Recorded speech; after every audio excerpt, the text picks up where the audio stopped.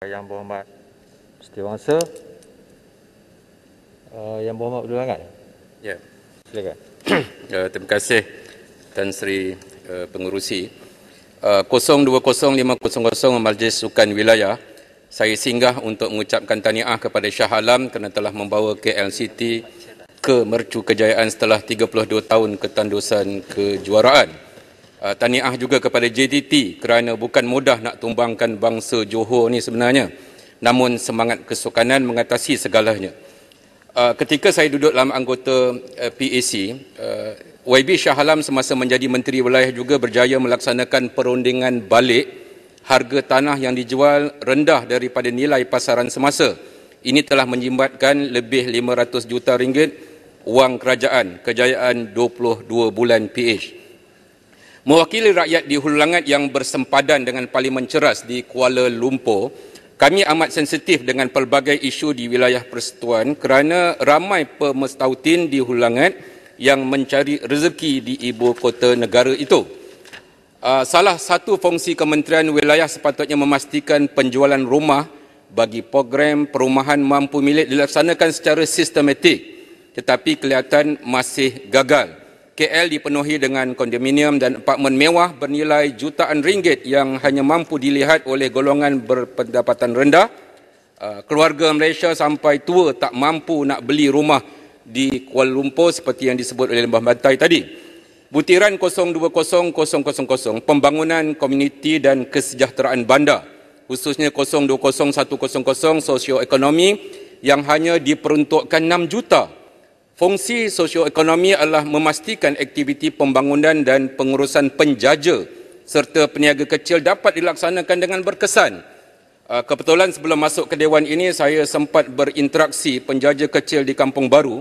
Saya nak tanya kepada Menteri Wilayah, apakah status Majlis Pembangunan Penjaja dan Peniaga Kecil Wilayah Persekutuan terkini? Masih hidup lagikah organisasi ini? Antara rintihan peniaga dan penjaja kecil sejak berlakunya wabak COVID-19 ialah mengapa waktu operasi penjaja di pasar-pasar seliaan di BKL dihadkan sehingga tengah hari sahaja. Peniaga-peniaga kecil ini ingin menambah jualan mereka akibat kesempitan ekonomi. Menteri kena susun balik peraturan-peraturan yang membebankan. Saya nak cadangkan waktu operasi di pasar-pasar ini dilanjutkan sehingga lewat petang. Bukankah penguat kuasa boleh memantau SOP dan menjaga kebersihan premis jika wabak mahu dibendung sepenuhnya? Kampung Baru dan kawasan persekitarannya seperti di Jalan Cokit dan Jalan Tunku Abdul Rahman adalah nadi utama Kuala Lumpur. Apakah status projek pembangunan di Pasar Jalan Raja Bot? Sudah bertahun-tahun tidak selesai. Kembalikan kegebilangan Cokit Road. Bukan sahaja untuk pelancongan, namun untuk pembangunan ekonomi Bumiputera dan warga Malaysia keseluruhannya, bukan menjadi tumpuan peniaga pendatang tanpa izin. Sudah 64 tahun merdeka, tapi peniaga kecil khasnya Bumiputera masih bersepah-sepah di tepi jalan yang mengundang bahaya. Untuk sosioekonomi hanya 6 juta peruntukan, tapi untuk kod objek AM 30000 aset pembangunan diberikan 245 juta ringgit. Kementerian kecil namun asetnya besar. Duit ini sepatutnya membantu B40 dan miskin bandar. Seterusnya, Tan Sri Pengerusi, butiran 020000 pembangunan komuniti dan kesejahteraan bandar, 020500 Majlis Sukan Wilayah Persekutuan hanya 9 juta, berkurang 1 juta berbanding tahun lepas. Kebetulan KL City menjuarai Piala Malaysia, saya nak mencadangkan ditambah peruntukan untuk bola sepak serta pertambahan program-program yang melibatkan belia bandar. Akhir sekali, berapa banyak Kementerian Wilayah Persekutuan beri kepada Yayasan Wilayah Persekutuan? Yayasan Wilayah Persekutuan. Harap-harap Yayasan Wilayah Persekutuan tidak menjadi alat politik parti-parti tertentu untuk pilihan raya akan datang.